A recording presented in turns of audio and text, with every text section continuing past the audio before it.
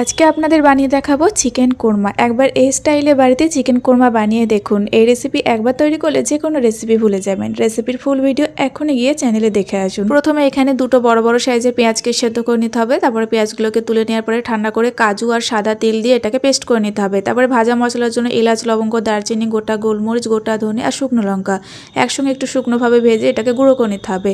তারপরে এখানে পরিমাণ মতো তেলের মধ্যে দিয়ে দিতে হবে 500 গ্রাম চিকেন। হালকা একটু নেড়েচেড়ে ভেজে পেঁয়াজের যে মশলাটা তৈরি করেছিলাম সেটা দেওয়ার পরে লবণ আর গোলমরিচ দিয়ে কিছুক্ষণ একটু কষিয়ে আবারও দিয়ে দিতে হবে 1 চামচের মতো আদা রসুন বাটা দেওয়ার পরে আবার একটু কষিয়ে দিয়ে দিতে হবে এখানে 4 চামচ টক দই আর ভাজা মশলা, জিরে গুঁড়ো, তার সাথে কাশ্মীরি লঙ্কার গুঁড়ো সামান্য। আবারও 5 মিনিট একটু কষিয়ে তারপরে চাপা দিয়ে দিতে হবে কিছুক্ষণ।